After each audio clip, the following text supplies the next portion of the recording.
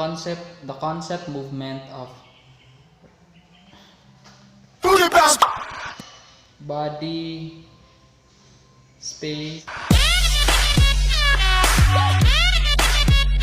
Hello everyone, in today's video we're create an instructional video on movement elements based on concept movement. Let's start. So in concept movement, there are four: body, shapes, effort, and relationship. Among four, there are different categories and subcategories. And the categories and the subcategories are body parts, body shapes, action of the body parts, and action of the whole body. And action of the whole body, there are three components: the non-locomotor, locomotor, and manipulative. The movement elements of body parts are head, neck, ears, eyes, nose, mouth, shoulders, elbows, wrists, hands, fingers, belly, chest, spine, back, bottom, hips, knees, ankles, feet, and toes. Next, the movement element of body shapes are narrow, wide, round, twisted, symmetrical, and symmetrical. Next, the movement elements of action of the body parts are weight bearing, receive force or weight, apply force, lead action, and lead transfer. Next, the movement elements of action of the whole body and the three followings. First, the non-locomotor, locomotor, and manipulative. So first, let's talk about the non-locomotor. The movement elements are stretch, curl, twist, turn, spin, swing, push, pull, rise, sink, gesture, dodge, balance, counterbalance, and countertension. Next, in locomotor, walk, cartwheel, crawl, bear walk, crab walk, run, leap, hop, skip, jump, slide, rock, and roll. And last, manipulative: throw, roll, strike, kick, volley, catch, trap, dribble, and carry. And that was all for the body and concept movement. Next is the space. The categories and subcategories of the space are location, direction, level, pathway, plane, and extension. So now, let's talk about the movement elements of the space. The movement elements of location are self-space and general space. Direction are forward, backward, sideways, up, down, clockwise, just turn to the right, and counterclockwise, just turn to the left. Level are low, medium, and high. Pathway are straight, curve, and zigzag. Plane are sagittal, frontal, and transverse. And for the last, in space, is extension, small and large. And that was all for the space. Next is the effort. The categories and subcategories of the effort are time, force, flow, and focus. So now, I'll show and discuss to you the movement elements among the four effort. First is the time. The movement elements are fast, slow, and acceleration. Acceleration means this is the process between the fast and slow.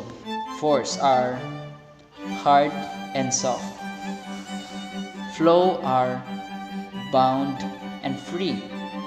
And last is focus, direct, and indirect.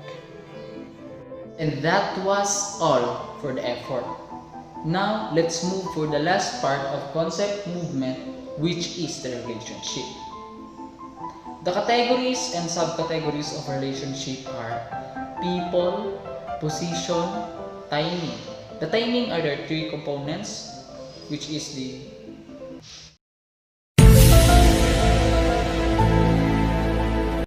simultaneous, alternate, and successive. Next is the goal, and for the last is environment. So now, I'll show and discuss to you again and again the movement elements of categories and subcategories of relationship. In people, there are solo, means a person working by his own performance capacity. Alone in a mass means a person working or moving in his personal space. Partners, even groups, and even group means a person to learn how to find and work with a partner or one another person.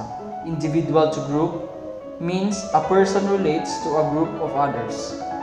Group to group, part of teamwork like sports or others. Triangle, sports skills or practice using triangle. Circle means a person working on direction and levels. Square is often used in square dancing. Scatter means a child work in their dancing bubbles when volleying a balloon for the first time. Spokes of a wheel, a child means formation used in dance and synchronized swimming. X, a X formation is two that cross. The second categories and subcategories is position. Above or below means on top or beneath.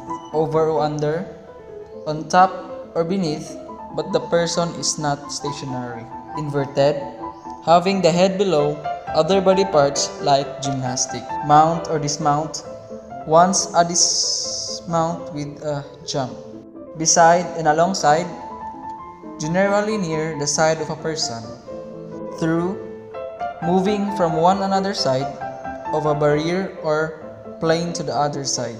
Surround, children who are having fun with a parachute would be asked to surround. Around, a clockwise or counterclockwise motion. Support, supported, lift, and lifted are very similar to support and supported. Meet, a two described dancers coming forward. Part, moving backward to original positions. Near to and far from. Describe the distance between abstract or people. The third was simultaneous. There are four components. First, mirroring, when mirroring another person's movement. Matching is very similar to mirroring. Contrast, movement is one opposite when one moves up and other moves down. Union, movements at the same time. The fourth was alternate. Take turns. Just take turns. The fifth was successive.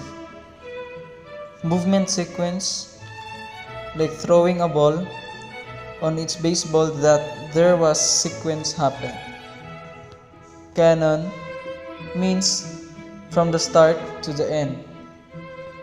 Question and answer means relationship of timing. Act or react is a proportional timing issue. And lead or follow is copying the first movement.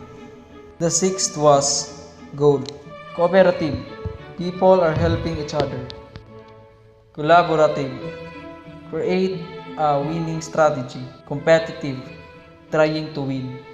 The last category and subcategory of relationship was environment. Static, which student throwing a ball in a wall. Dynamic, in which student throwing a ball in a certain players. And that was all for today's video. I hope marami kayong natutunan at super thank you ako sa inyo kasi napanood nyo itong video na ito for the last minute. At syempre, tapos na. And payo ko lang sa inyo is stay safe sa inyong mga bahay at God bless. I am the one, the way your time, don't need a gun to get respect up on the street.